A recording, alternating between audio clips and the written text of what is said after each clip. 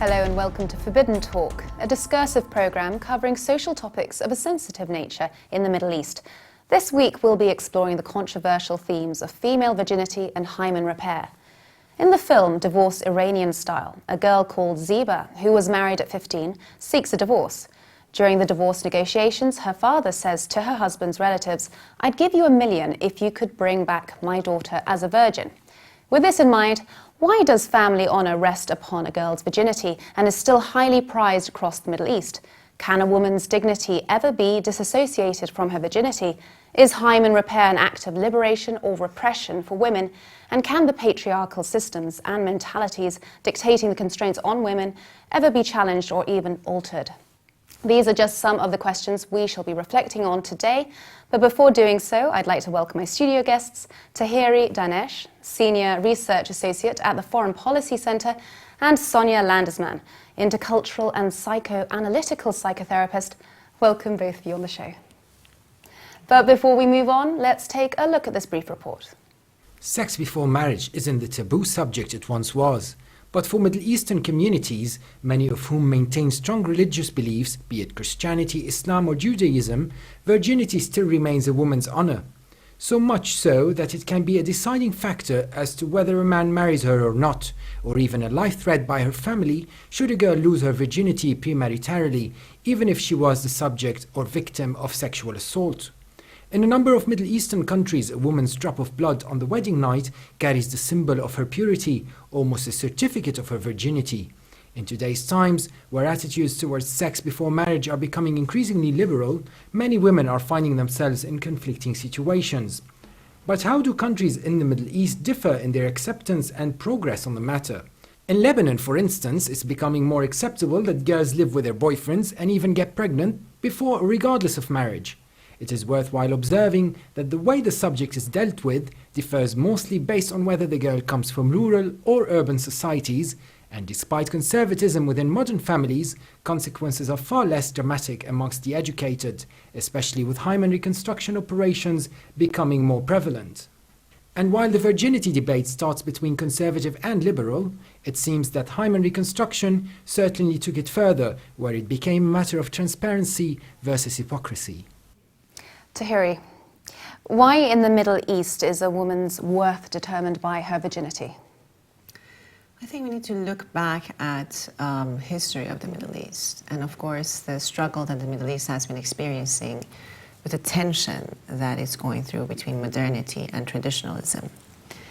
Historically, of course, as we know, both from a Christian perspective and from a Muslim perspective, virginity is associated with divinity. We have the Virgin Mother as a symbol of purity and godliness.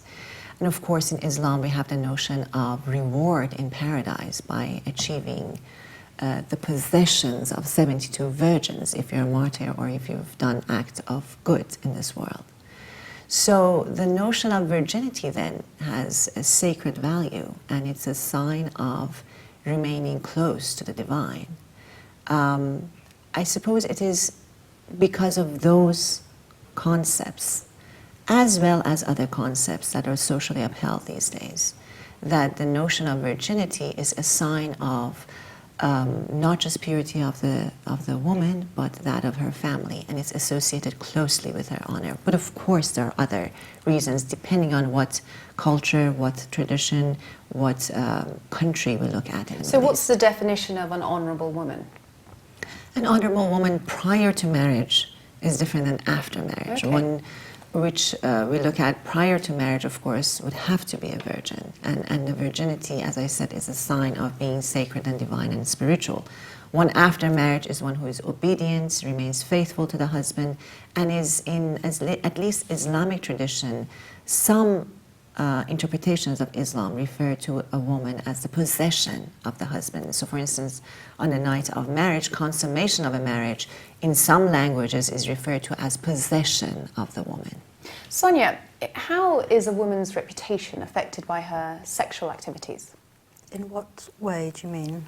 How is she affected? How is her reputation? How is she governed by how she acts sexually? Before she's married, Yeah. you mean?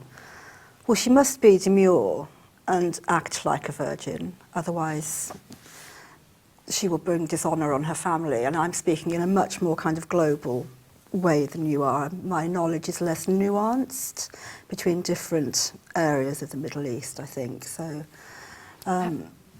yeah, and how would you, refer to the Middle East? I mean, how is a woman's reputation governed by her sexual activities? I think in the Middle East we are struggling far more than any other region in the world with that tension between modernity and tradition. As we just saw in the clip that was shown, there are spots and there are pockets of populations in every single country in the Middle East where you have women who are far more free in their sexual and social and financial lives than you might even find in the West. But at the same time, because of traditional values, you have this notion of lack of virginity before marriage as almost tantamount to prostitution. And would you say it's a religious problem or a cultural problem or something else? It's a multidimensional problem, which of course stems, as I said, from our traditions that are inspired by our religious and spiritual way of thinking. But of course now it is increasingly influenced by what we see and read and hear in the world of media, in particular traditional media that involves music videos and films and books and articles that express a very different notion of womanhood, in particular since the 1960s in the West. And Sonia, do you think that virginity in the Middle East, is this a utopian myth? Well, it's definitely desired by everybody. Certainly on the external presentation that they would, present to the rest of the community and the family and the world. So in that sense, it's definitely necessary. But I don't know whether it's a utopian myth. Depends really exactly what you mean by a utopian myth, that everyone should, that this is a sort of desired, upheld goal, and that isn't really possible. Yeah, is that what you mean? Yeah, exactly. And as it happens now, it isn't possible. It's a facade. It is a facade if you're lucky. If you're very unlucky and you're discovered as having lost your virginity before your marriage, then that can have extremely serious repercussions. And in the report we just saw, it was mentioned that girls are facing situations where they're conflicting situations. Yes. Can you talk a bit about those conflicting situations that girls are up against? Well, it would be very difficult. I mean, that was quite an amazing clip of actually a very liberated position in Lebanon.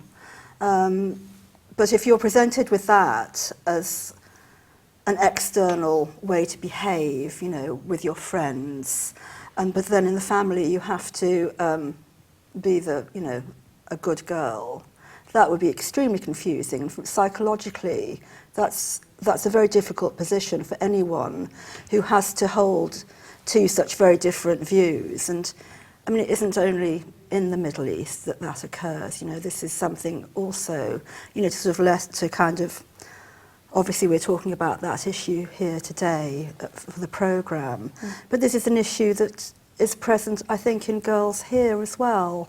That they want to go out with their friends, but they're not allowed to at home. Western girls, as well as girls and young women who come from Muslim backgrounds, who do want to go out and live the kind of, more bohemian, fun life, but have to then go home and maybe take off their makeup and their nail varnish and everything they had when they went out and be a good girl at home.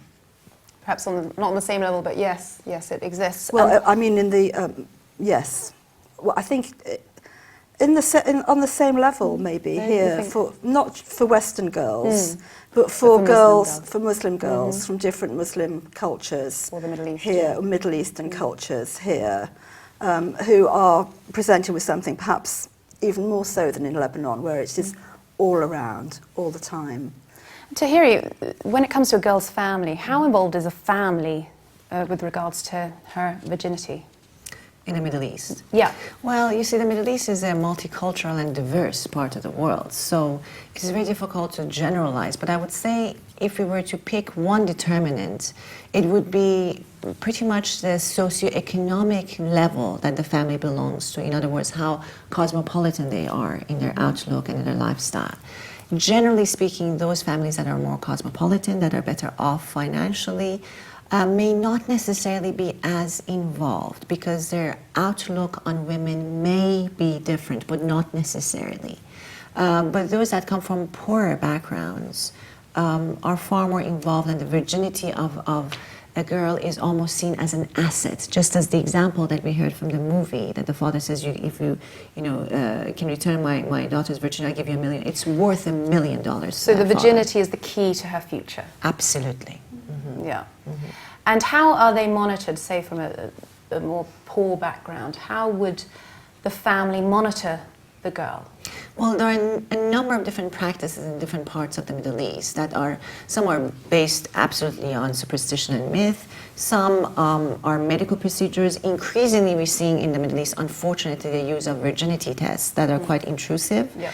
According to international human rights laws, of course, they violate the principle of freedom that is enshrined in the Covenant on Civil and Political Rights.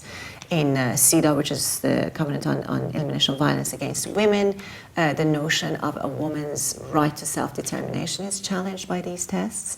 And also, according to the Convention against Torture, virginity tests can be a form of torture because they're quite intrusive. So these are different means by which families may be monitored, but of course there are different ways of following a girl, giving weight to rumors that they may hear about a girl, things that men in the community may say about a girl. There are tests, virginity tests, where a woman is attacked. These are in parts of MENA region, primarily in Africa, where a girl may be beaten up until she admits the name of the person who might have done something to her, and then they go and demand money from that person. And so that's the authorities, it's not the family. This is the family and local. You see, the notion of family is different in different parts of the Middle East. To us here in the West, of course, we're looking at nuclear families. But in Africa, in Asia, an entire village may be your family. So it's a very different notion of family. Of course, families are involved and your local community, according to what we call here local community. Well, joining us now over the phone from Sweden is Dr. David Ghanem, an independent scholar originally from Iraq. His most recent publication is entitled The Virginity Trap in the Middle East. Dr. Ghanem, why did you decide to broach the topic of virginity in your work? Hello to you all. Addressing the virginity taboo is part of my research interest in the Middle Eastern gender. Gender is an important tool to understand society, and the virginity cult is instrumental in how gender reality is constructed in patriarchal society. And why did you use the word trap specifically? Okay, in my opinion, a trap is the best word to describe the social arrangement around virginity in the Middle East, in the sense that society is entrapping itself in a futile and obtainable and mythical cultural obsession, and also in cultural discriminatory practices that violate the cherished worldwide ideal of gender equality. And being such a taboo topic, how challenging was it to conduct your research? Well, because of the sensitivity of this issue and its linkage to a perceived notion of honor, I had to rely on secondary sources to conduct my research, but I used a wide range of testimonies from men and women through newspapers and online sources to support my analysis. What I wanted to say in this work is that the virginity taboo is a significant topic to tackle, encouraging scholars to explore various aspects of this intricate issue. And by constraining a woman's sexuality, what impact is this having on women? Well, the virginity cult is instrumental as a desexualizing process in social relationships and in producing asexual females. It creates an animosity between women and sex, and by implication between women and men. It leads to alienation of the female body in the sense that she has no control over it, where the real control over her body is decided by the community or society. And we know that not having control over the body is affecting how you relate to the world around you. And so what examples, how do they relate to the world around them? Well, they are subjected to a relationship of subjugation, obedience, and control, and regimented by society and the domination of men. And what are the implications of the virginity taboo on, say, romance and marriage? Well, the virginity taboo and cultural negativity toward romance tend to result in a much more idealized romantic attachment than it actually is.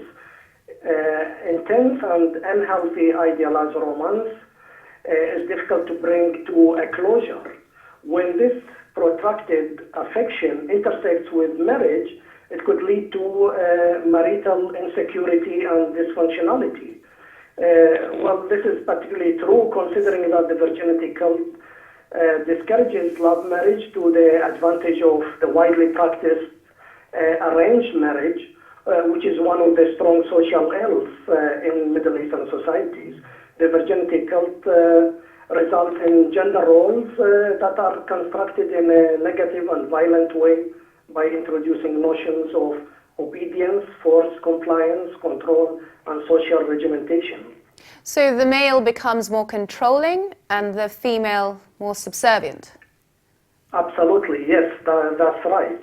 Ms. Sonia, have you come across this? Absolutely, yes. I mean, it isn't, strictly speaking, a Middle Eastern country, but I work a lot with Albanian women who've been trafficked and who experience domestic violence. And Albania is a predominantly Muslim country and was part of the Ottoman Empire. And before that, I worked with a lot of Kurdish people. And it definitely creates a split between men and women where there can't be an equal and open relationship. And really, a lot of this is based on the male sense of power over the woman.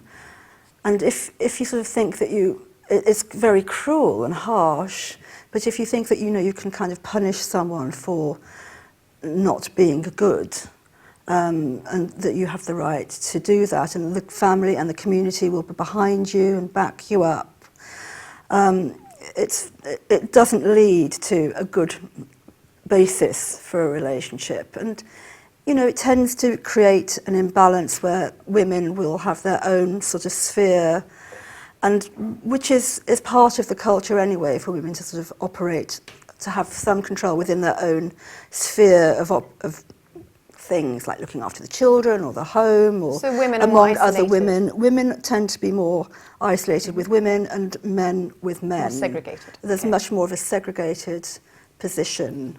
Tahiri, have you come across this as well? Absolutely. Of course, I deal with this from a human rights perspective. And of course, we know that according to some interpretations of Sharia law in the Middle East, a woman's worth and rights are equal to half of that of a man. So, as I said before, a woman becomes a possession of the husband when she marries him within an Islamic framework. But of course, there are different traditions in the Middle East, and they all differ. But what cuts across all these cultures in the Middle East is that a woman has to be subservient. She's a primary caregiver for the children, and she needs to be obedient to the husband at all times.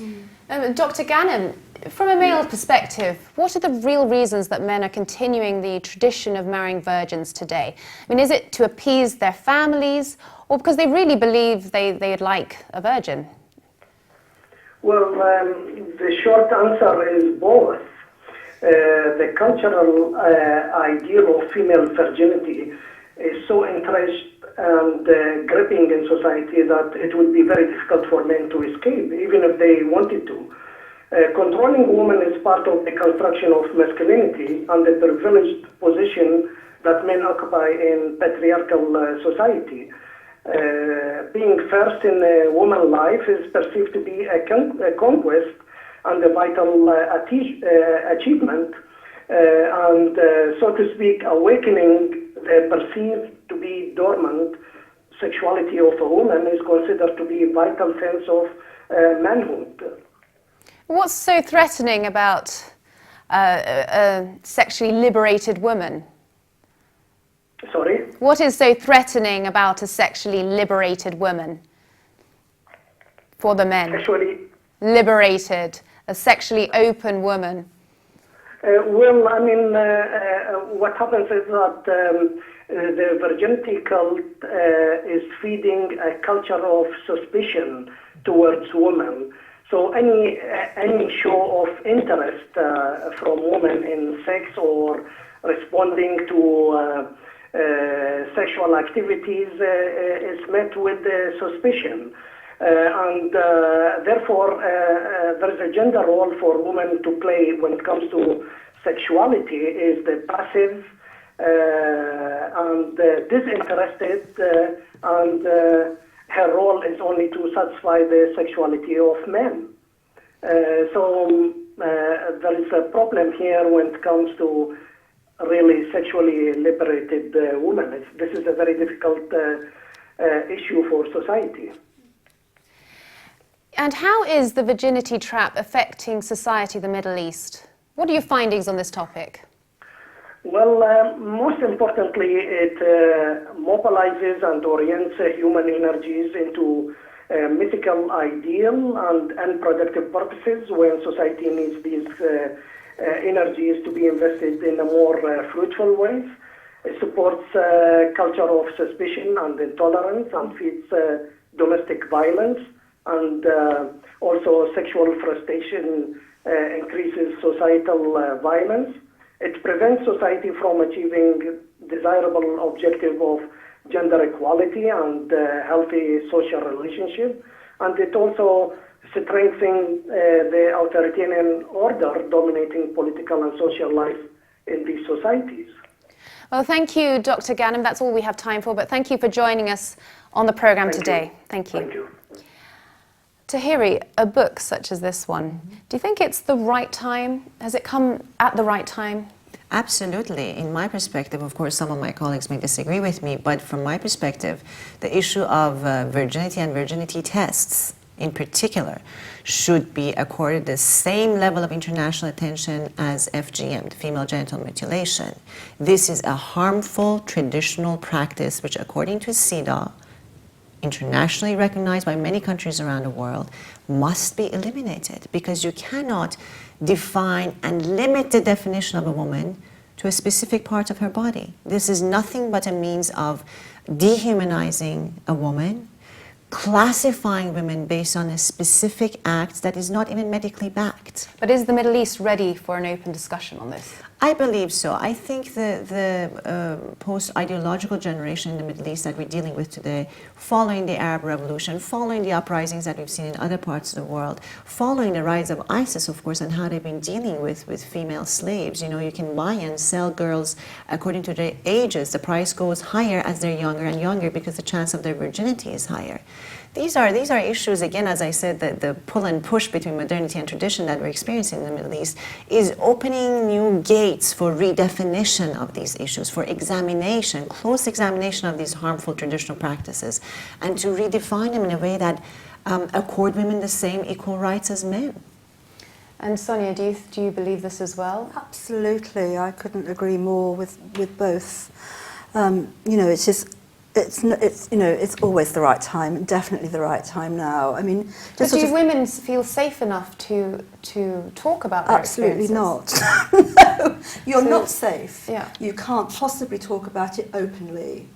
You'd have to talk about it quite privately with someone that you felt that you could completely trust, which in your own community and culture would be very difficult. So And are it's they doing that rare. at the moment?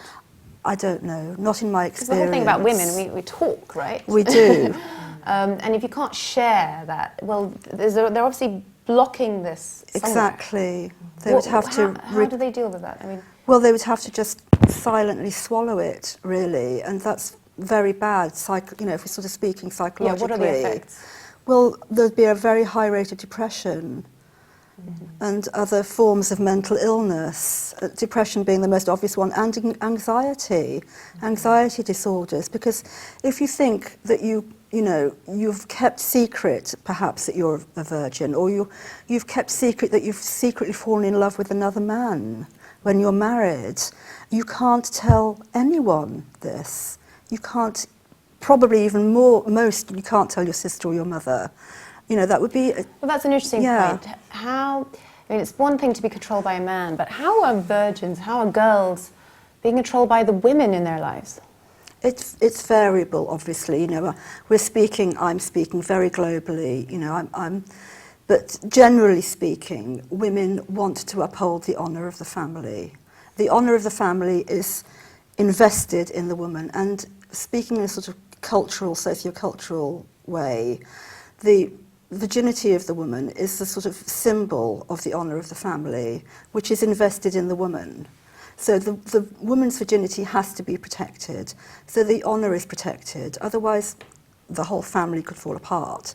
They won't be able to hold their face up in public, quite literally. So it's the woman's virginity is a symbol of honour for the whole family, for the men as well. Absolutely. Definitely for the men. So it's not about the women. Well, the women have to be controlled, and their virginity has to be controlled. And if their virginity is lost, or they've become, I can't remember all of the words, but they've become dirty in some sense, which is a literal translation. Dirty meaning she has lost her virginity. She's Najas is the word in Arabic. Najas.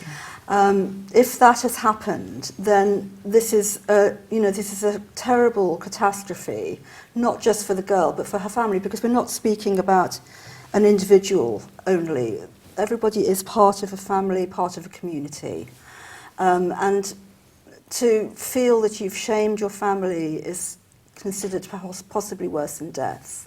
If I may add to that, you see, we are dealing with a context within which women actually don't have, as was pointed out by the doctor, don't have the right to self-determination. Exactly. They don't have control over their own bodies.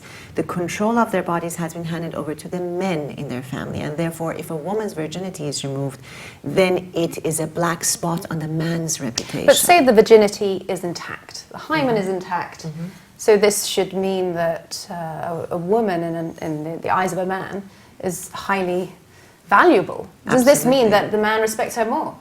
Yes, but the men, this is what I was saying, the men in her family, if she loses that honor, then it is a black spot on their reputation. But if the girl is a virgin, is pure, then of course it's a sign of honor because that man has been able to control her woman. But I just want to, if I may, just diverge for a second. We have to be just in our perspective on this whole issue. This is not necessarily only a traditional value that is upheld. We need to acknowledge the fact that women everywhere in the world, their sexuality is directly linked to their self-confidence.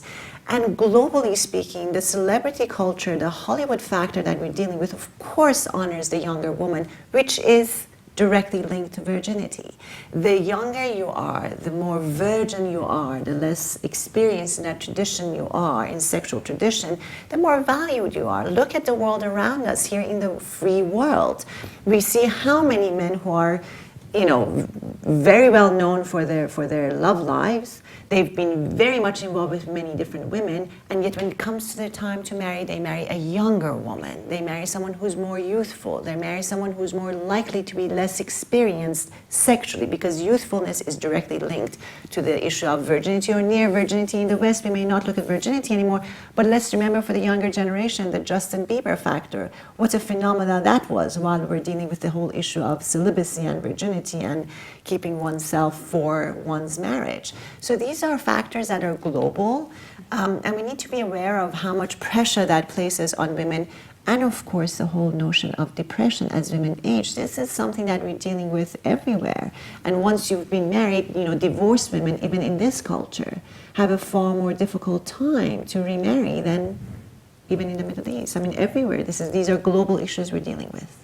How about looking at the Quran? Because the Quran states that both men and women have to be virgins before marriage. Yes, but What's you see, happening the notion has changed over time. It has evolved over time. Well, that one has. It has. So within the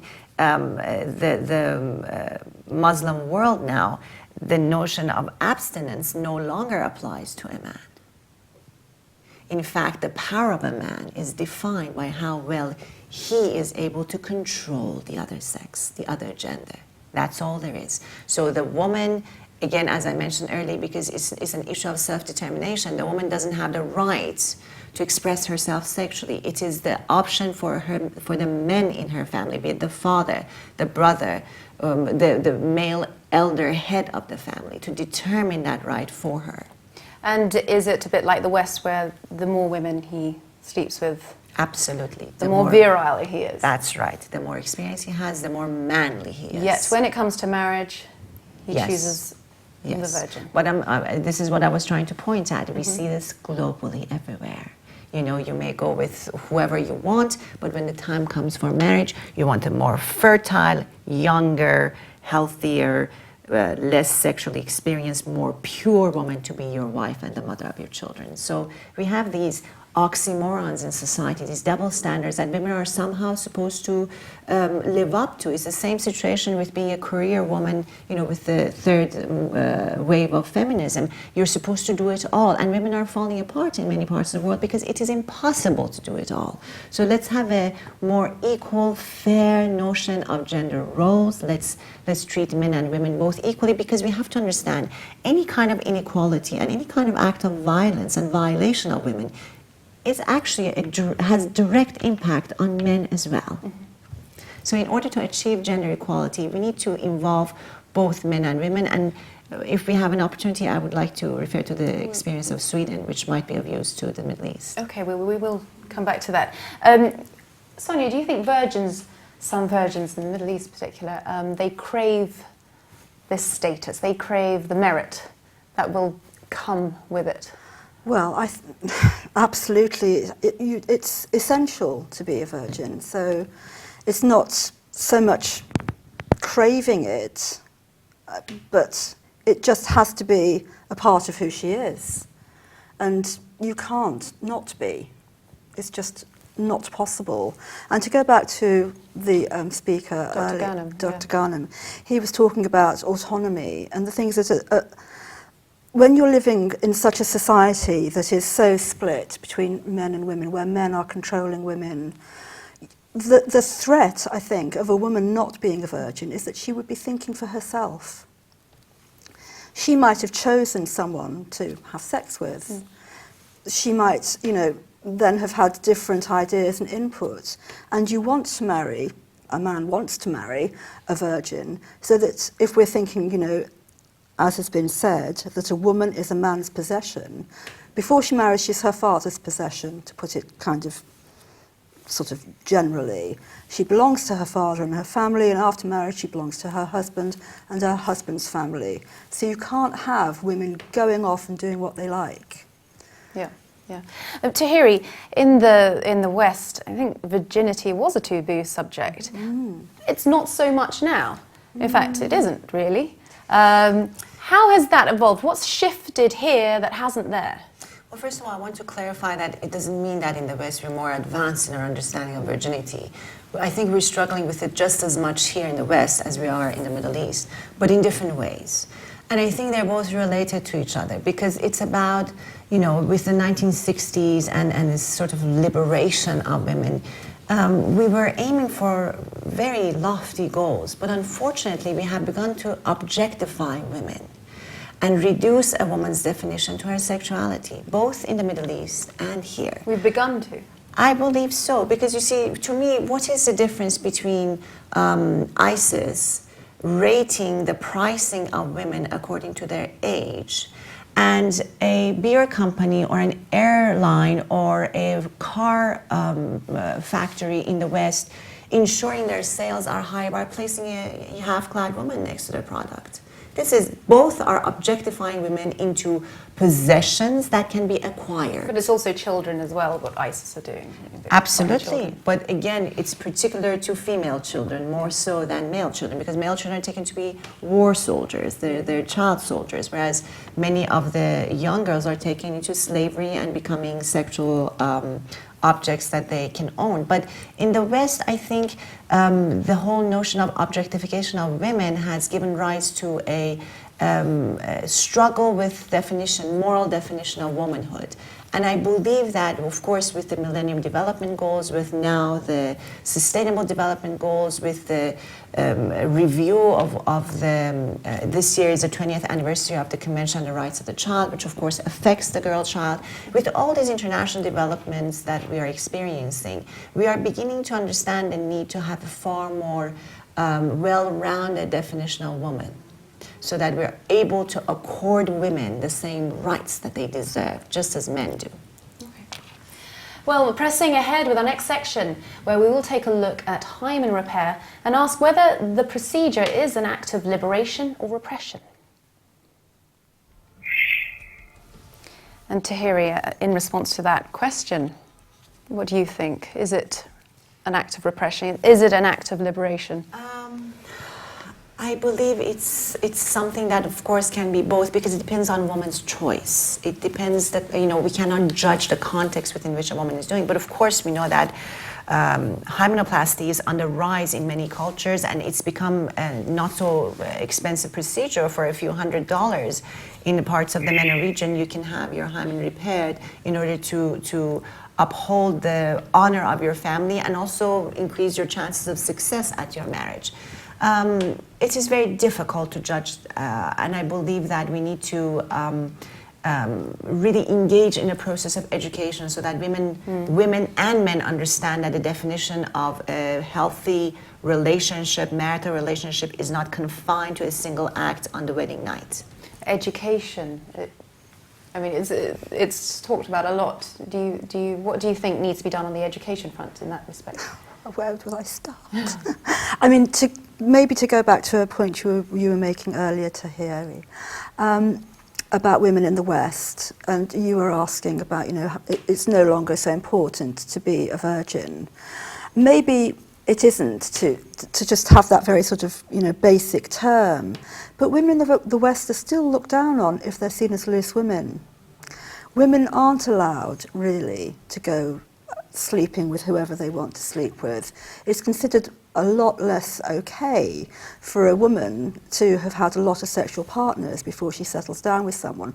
Whereas, as you were saying, it's considered a status symbol and fine for, in most sectors, for a man to have had, you know, as many partners as he wants. I mean, there would be so many areas that would need to be broached for education, you know, to improve the attitude globally. I mean, it is a global issue, and it's perhaps best seen as a spectrum, you know, between what we consider here, perhaps, among Western sectors of the West, to have, you know, attitudes and rights for women, and how it is in the Middle East. Sonia, I want to talk about your experience with women, or treating women who have been victims of rape. How are they affected by this stigma? Oh, it's impossible for a woman who's been raped. If her family or society know that she's been raped, she's lost everything. She's now an outcast in society. She's ignominious. Can you give us an example of a family maybe you've worked with, or a girl who's been ostracised by her community or family? Well, I work with a lot of women who, for asylum cases who have been raped or have been trafficked. And they are, as people, destroyed, really. It is because if you come from a culture where your honour and your status is channeled through your purity and, you know, being good and being a virgin, to have lost that, it means that you've lost your family. You can't go back to your family. You can't really be, you won't be accepted by a family, you won't be accepted by your community. So in that case, perhaps Hymen Repair could be a positive thing? Not if everyone knows that you've been raped. I mean, I agree that it is both an instrument of repression and liberation. If no one knows that this has happened to you and you can somehow in secret have it replaced, have the surgery, then maybe that could help you outwardly. But inwardly, I mean, psychologically, this is another secret that you're keeping.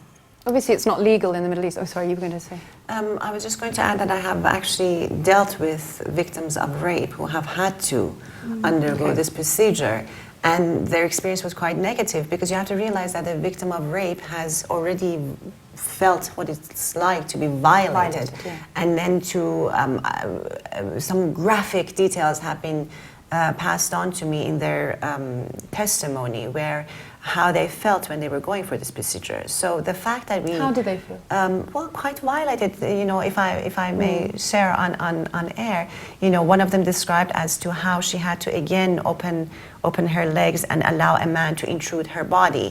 One had removed her honor. One is removing her honor even more, because all that there was this little piece of skin. And at that moment when she was undergoing the procedure, she was crying because she just felt there's no other part of her emotions, her life, everything did not matter.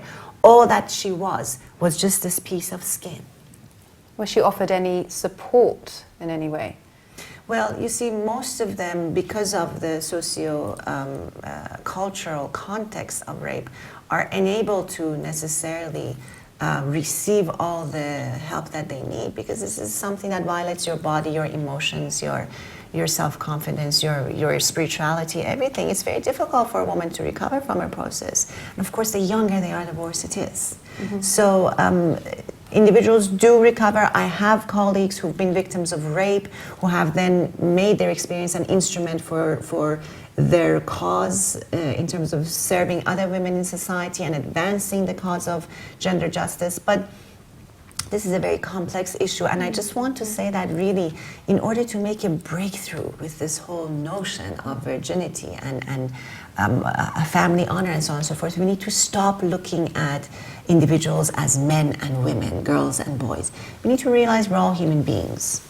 And the difference we may have physiologically is simply because we need to complement each other. We need to be able to allow the human race to continue, and the way we allow it to continue is through sexual acts that are, you know, involve reproduction, but may also involve sexual pleasure. So we shouldn't be defined by absolutely, gender. absolutely. This is what sexual and reproductive rights. This is an entire area of study that I encourage all women and men to reflect on. Sexual and reproductive rights are part and parcel of human rights, and increasingly with what we're experiencing with virginity tests, with rape being now, thank God, has now been recognized as a weapon of war, because it has such, you know, it changes the genetic makeup of an entire ethnic community. It's a form of ethnocide. So we need to recognize these realities and act on it through legislation, but more importantly through education. And Sonia, how does suppressing a woman's sexual expression affect her body image? Well, it can be disastrous. I mean, we can sort of see here, if we're sort of looking, you know, cross-culturally and compare a woman who has to think of herself in this very reduced way, and a woman here who has been more able to have an education, a social life, freedom. She has more ways to think about herself. If your only value is your virginity or how many children you can have, it reduces you to less than a human status, really. It takes so much away from you. And I mean, it is really a method of social control, because another function of controlling women in this way is to make, because we're looking at patriarchal societies which consider, you know, have a patrilineal lineage.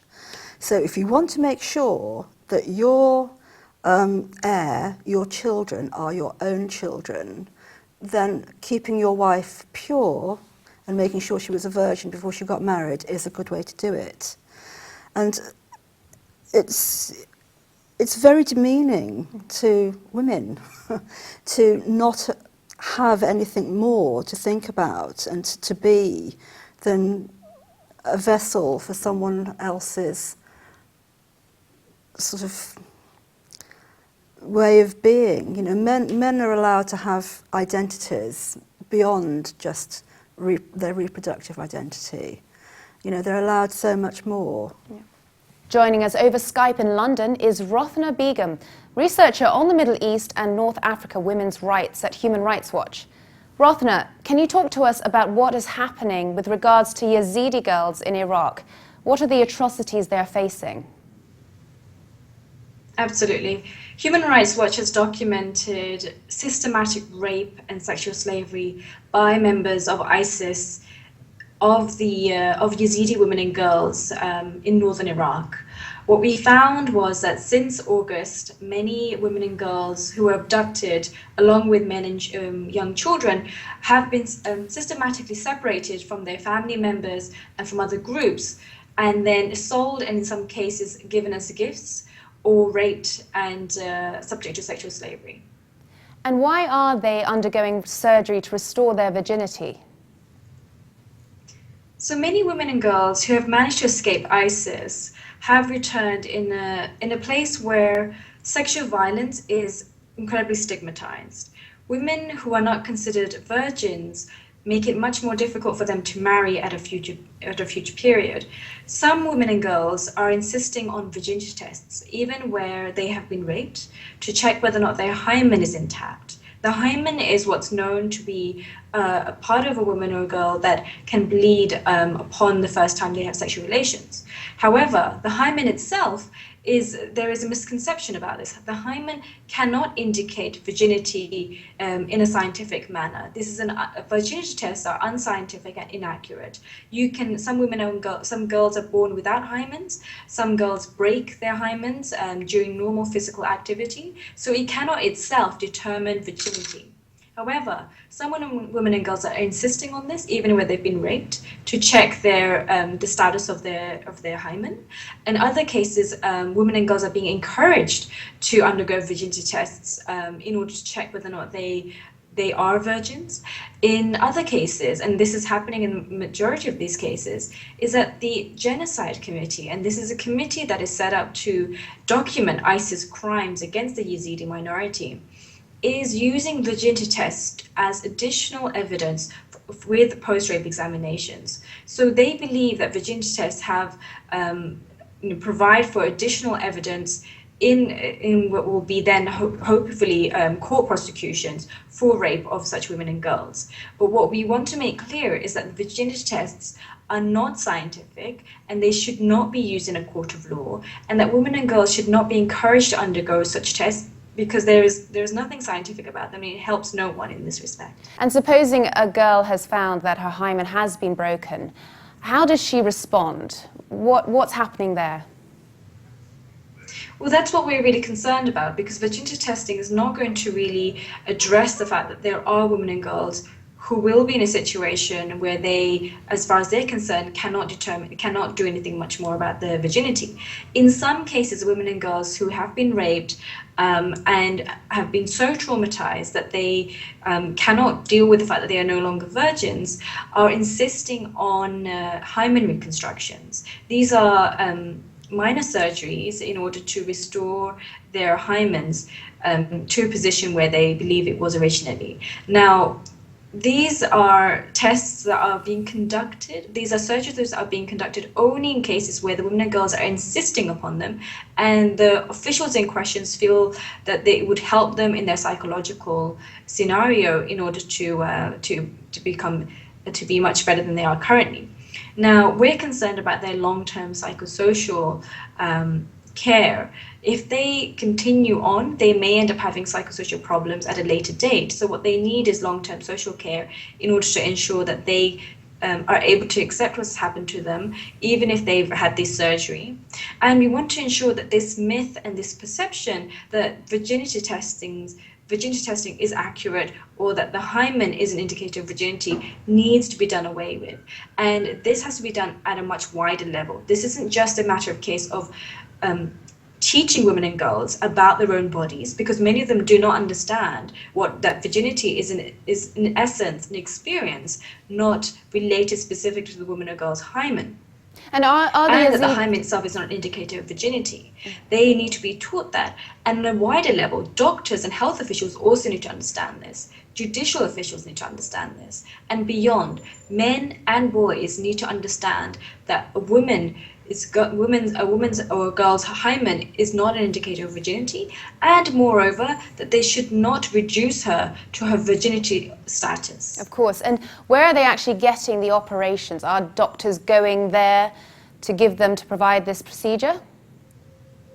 When women and girls, when they are going for medical treatment, having returned from captivity, they do undergo medical treatment. At that point, they are asked whether or not they can have, they should undergo a virginity test. So it's doctors who are getting consent from women and girls to undergo these as part of documentation. In some cases, we're seeing women and girls who seek out doctors in order to undergo such tests. And are the Yazidi girls being accepted back into the community at the moment? One of our major concerns at the beginning of what has happened to Yazidi women and girls was about when they had returned, how the community was going to receive them. We know, for instance, that many conflicts around the world, communities as a whole reject or ostracize victims of sexual violence. And in Iraq in particular, honor killings and honor violence is prevalent across the ethnic and religious divide. And what we were found to be quite important in this regard and quite positive is that the leader of the religious community came out with two statements, one in September and one reissued in February, that welcomed women and girls who had returned, who had escaped from ISIS, and those who had survived, and stated that they were still Yazidis and that the community should not harm them. And this has, on the whole, protected many of the women and girls who have returned. Families have welcomed them back, but we are still concerned about those that have yet to come forward about what has happened to them, and that they have yet to come forward since they've returned from abduction, because their families are concerned about what has happened to them. In those instances, we would like to see much more done in order to find out who is at risk of violence and ensure that they are being protected. Of course. Well, thank you so much, Rothna, for joining us today. Thank you. Thank you. Tahiri, women are controlled by the authorities, men at home. What is so threatening, in your opinion, about this sexually liberated woman? I suppose because sexual liberation is, again, linked to the fact that women must know more. And so a person who knows more is always a threat to an established system. So the notion of a woman being sexually liberated is, of course, linked to what we have already experienced in other parts of the world, where women have sought economic independence, they have left home and have begun to engage in the public sphere, and that, in many parts of the MENA region, is a serious threat to the establishment. And Sonia, in your opinion, what would be the benefits of delinking the hymen from sexuality and honour? It would be wonderful if this was possible. It would. Do you think it's not possible? As things are at the moment, I can't see it. It seems a long way away to me. I mean, hopefully you know more than I do, but in the people that I work with and I deal with, and from what I see, changing social attitudes is a very difficult thing. Well, welcoming over the phone now in Paris is Dr. Marc Abekassis, a plastic surgeon and aesthetic surgeon who performs hymenoplasties, the surgical reconstruction of a woman's hymen membrane. Doctor, there has been an increase in the numbers of women seeking hymenoplasty in countries like France, Germany and the UK. Can you tell us something about the sort of women who come and see you? Well, hello, Anna. Hello, everybody. I don't know the names of everybody, but hello.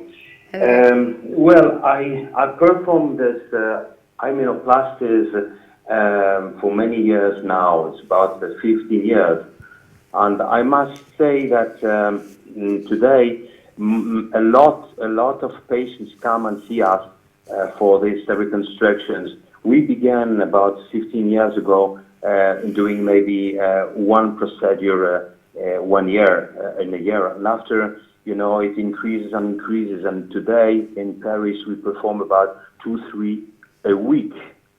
That means that there is a real sincere also request of these patients.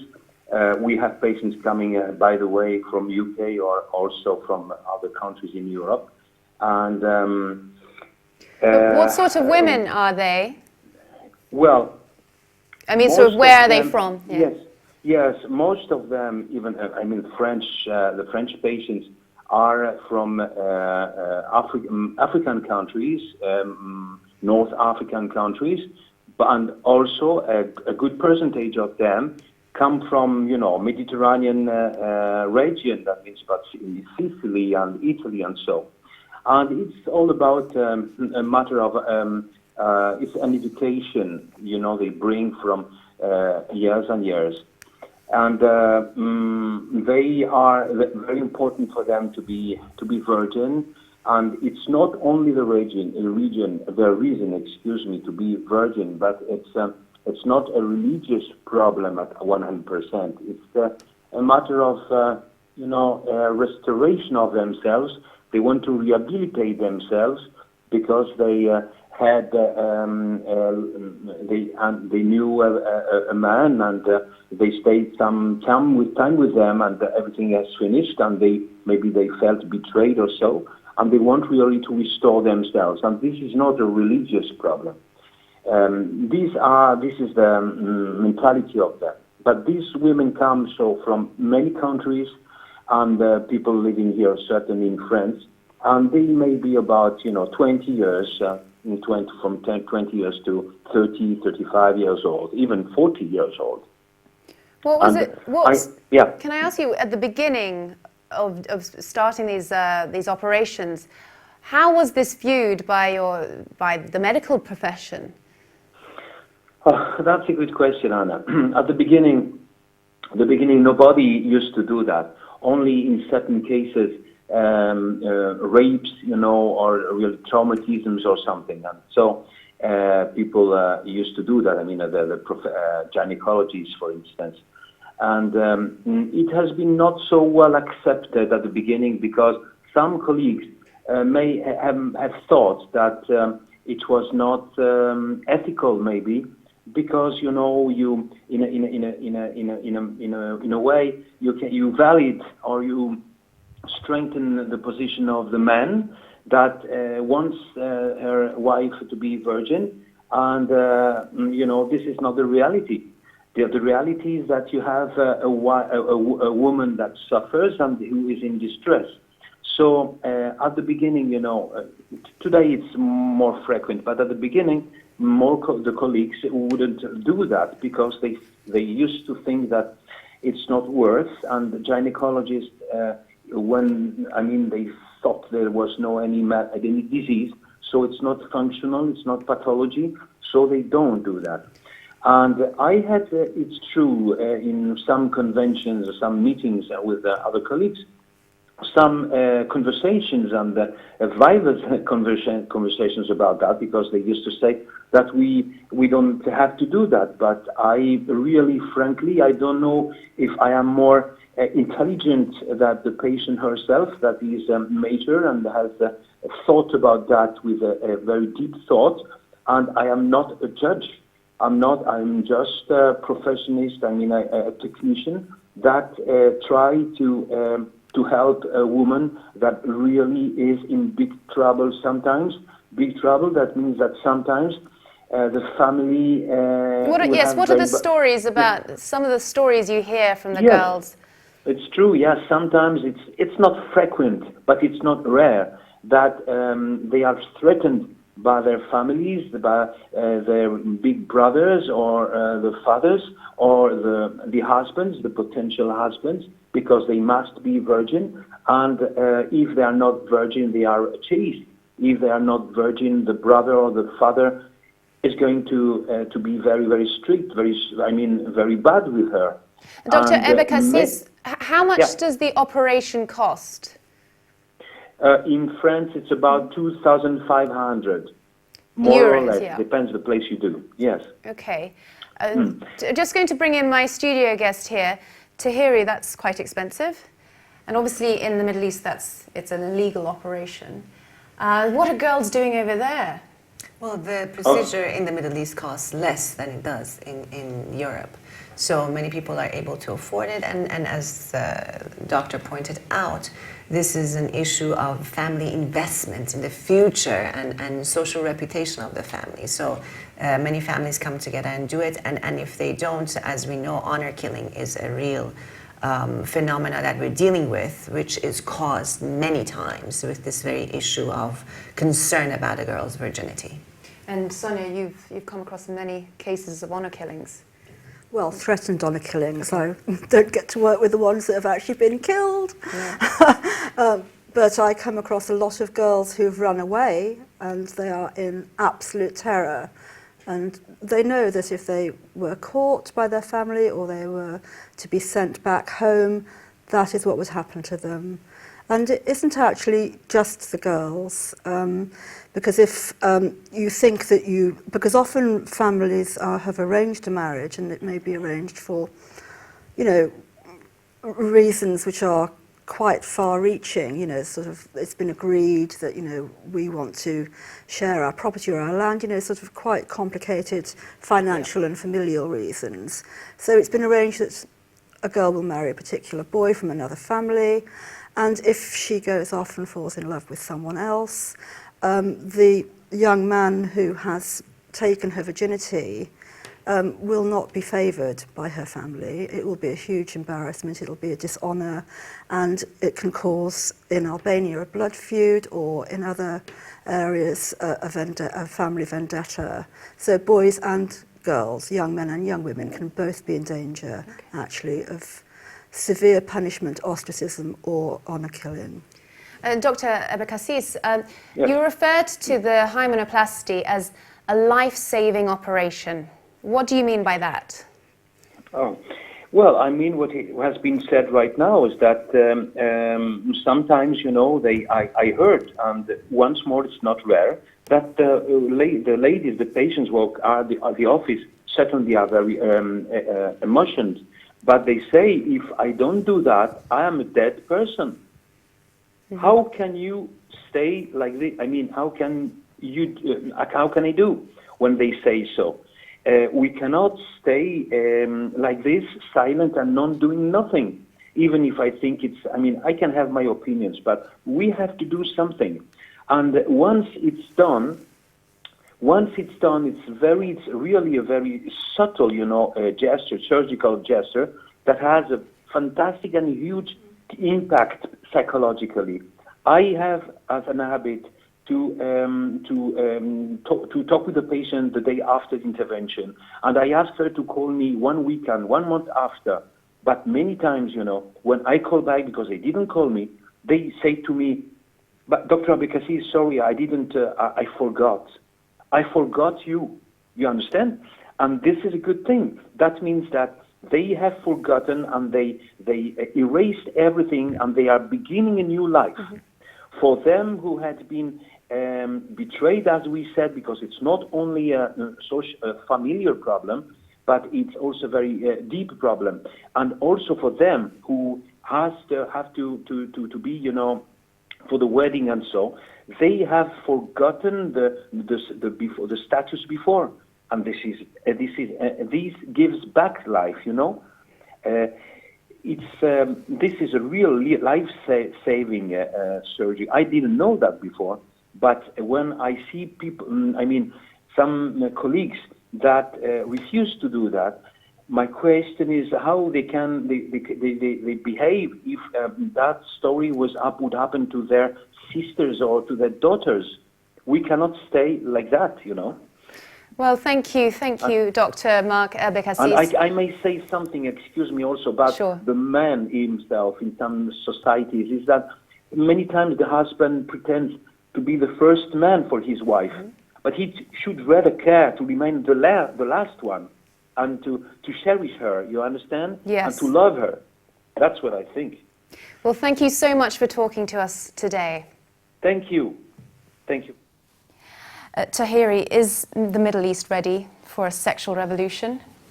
We are undergoing a sexual revolution in many parts of the Middle East, whether we like it or not. It doesn't really matter whether in the West we feel we're ready. It is happening, and it is something that we need to accommodate so that it is a healthy revolution and not necessarily a normal one, because normal revolutions have a lot of bloodshed, whereas a healthy revolution can actually lead to a state of change, achieving a new form of understanding about sexuality and sexual aspect of both men and women. And Sonia, a woman, for instance, who's had hymen reconstruction to hide her past, do you think it's fair on her husband? Do you think it's hypocrisy on the woman's part? I think hypocrisy is a minor matter when you're talking about possible death or, you know, not being able to be a member of your family. I mean, I was very moved by what Dr. Abakassi said about how relieved the women were afterwards, because he's given them back their life. But if it's not those consequences, how about that? Just an average woman who's... It would be those consequences, so I don't know of an instance where it wouldn't be, unless she's very cleverly been able to hide it, but... It's a very big, in that context, it's an enormous secret which would damage the start of your relationship. Well, we're coming to a close now, but Tahiri, you were going to mention something earlier about Sweden. Well, as I mentioned in the beginning of the program, the notion of losing one's virginity in the Middle East is tantamount to the notion of one being a prostitute and engaging in sale of oneself or one's body. And so because of that cultural similarity, I wanted to draw attention to what we have done in the West, in the case of Sweden, to deal with sexual trafficking of women and the practice of prostitution, which has been, I suppose, even though it's criticized by many, it is still one of the most successful models that we have in the world. And that is, in 1994, they began to view, or rather in 1999 was when the legislation went through, they began to view the notion of prostitution as something that involves both the sex workers, women, and the men who were the customers. And so the government adopted a three-pronged approach. They viewed those men who were seeking sex sale as they criminalized the act. They viewed women who were forced to engage in this form of economic interaction as victims. And then they saw the necessity for public to engage in a process of education. So by criminalization of the act, by helping the victim, and by increasing public education about sex and sexuality and its place in society, they've been able to decrease the demand for sex by about 80% and among men, and the number of sex workers who are now able to be rehabilitated and adopt other forms of avenues to economic independence, about 2/3 of them have now been decreased. So nowhere in the world do you find a woman who wants to be defined by her sexuality or to see sex and her sexual identity as the means to her economic upliftment, because in the Middle East and in traditional societies, really, marriage is the way for a woman to obtain economic independence and move up socioeconomically. So it's very important for us to understand that intrinsically all human beings are souls, and we are not defined by a single aspect of our being, but by our entire being. So we'll look to Sweden for the model. One possible model to consider, to at least receive inspiration from. Oh, thank you. Well, there's no denying that a girl's virginity and honour are inextricably bound in the Middle East. We are not in the position to chastise another culture for placing family honour upon a girl's virgin. Change must come from within a culture, and perhaps a way to start is at a local level by educating people about democracy and human rights through local grassroots organisations. We must reach out to those women who feel trapped and imprisoned by shame, so they feel safe to talk and share their experiences. If we can encourage dialogue and raise awareness, it's already a start on the long path to social evolution. I'd like to thank all my guests on today's episode, Dr. David Ghanem, Rothna Begum, Dr. Mark Abakassis, and of course my guests here with me in the studio, Tahiri Danesh and Sonia Landsman. Thank you so much for your participation. Thank you. Until next time, goodbye.